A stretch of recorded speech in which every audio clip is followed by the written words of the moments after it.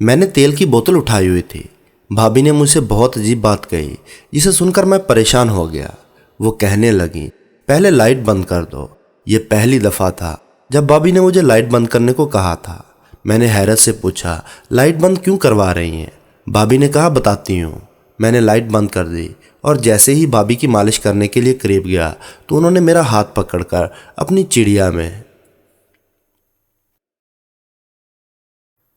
میری عمر 22 سال ہے اور میرے بھائی شادی کے کچھ دن بعد ہی امریکہ چلے گئے تھے کیونکہ وہاں ان کا اپنا کاروبار تھا۔ ہمارے گھر میں امی ابو اور بھابھی ہی رہتے تھے۔ میری بھابھی ابھی نوجوان اور خوبصورت تھی۔ ان کو دیکھ کر میرے دل میں کچھ ہوتا تھا۔ بھابھی اکثر یہی کہتی تھی کہ ان کے سر میں بہت درد رہتا ہے۔ اصل میں بات یہ تھی کہ بھائی شادی کے فوراً بعد امریکہ چلے گئے تھے اور ایک نئی نویلی دلہن کے لیے شوہر کے بغیر وقت گزارنا بہت ہی مشکل ہوتا ہے۔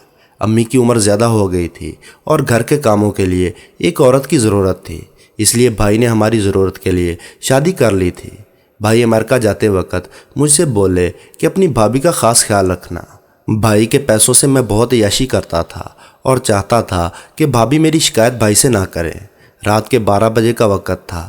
بھابھی نے مجھے آواز دے کر اپنے کمرے میں بلایا تو میں نے یہی سوچا کہ بھابھی کو میرے ساتھ کوئی ضروری کام ہوگا، لیکن جیسے ہی میری نظر بھابھی پر پڑی مجھے بہت شرم محسوس ہوئی کیونکہ بھابھی اس طرح بیٹھی ہوئی تھی کہ میرا دل گھبرانے لگا۔ میں نے گھبرا کر کہا کہ بھابھی آپ کو کوئی کام ہے؟ مجھے آپ نے آواز دی ہے۔ بھابھی گھر پر دوپٹہ پہن کر رکھتی تھی۔ آج میں بھابھی کو بنا دوپٹے کے دیکھ کر حیران ہو گیا۔ وہ میری آواز سن کر کہنے لگی، اندر آ جاؤ، مجھے تم سے ضروری بات کرنی ہے۔ وہ ابھی بھی بستر میں ایسے لیٹی ہوئی تھی۔ میں کمرے میں چلا گیا۔ میری نظریں جھکی ہوئی تھی۔ بھابھی میری جھکی نظریں دیکھ کر بولی، شرمانے کی بات نہیں ہے۔ بھابھی نے گردن میری طرف کی اور بولی، اس گھر میں تم ہی میرا سہارا ہو اور ہر کام تم ہی کرتے ہو۔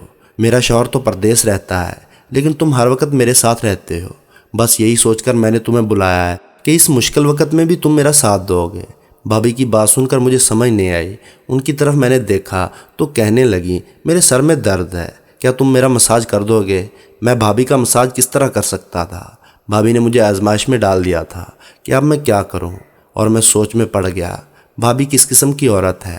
دیور کو مساج کرنے کا بول رہی ہے۔ بھابھی کو شرم نہیں آتی؟ کیونکہ یہ مناسب بات نہیں تھی کہ میں بھابھی کا مساج کروں۔ ایک عورت کا مرد سے مساج کروانا، اور وہ بھی اپنے دیور سے، کوئی اور ہوتا تو صاف انکار کر دیتا، لیکن میں اس وقت بھائی کے ٹکڑوں پر پل رہا تھا، اس لیے بھابھی کے آگے زبان چلانے کی ضرورت نہیں تھی اور نہ ہی انکار کرنے کی ہمت۔ بھابھی نے اشارے سے تیل کی بوتل مجھے دی اور کہنے لگی، یہ بہت اچھا تیل ہے۔ میں نے تیل کی بوتل اٹھائی اور بستر میں ان کے ساتھ بیٹھ کر آہستہ آہستہ سر پر تیل کی مالش کرنے لگا۔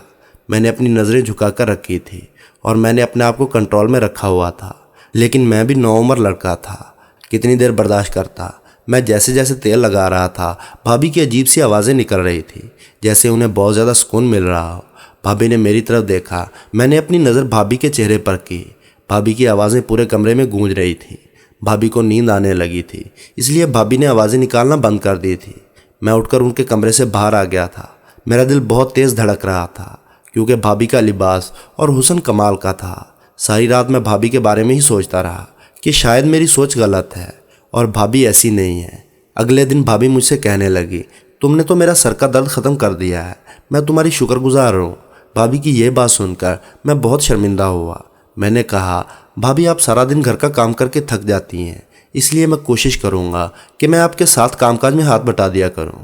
میری بات سن کر بھابھی کہنے لگی، میری تھکن کبھی نہیں اتر سکتی، جس دن تمہارے بھائی گھر آئیں گے یہ تھکن خود بخود اتر جائے گی۔ میں نے بھابھی کی بات کا مطلب نہیں سمجھا اور اپنے کالج چلا گیا۔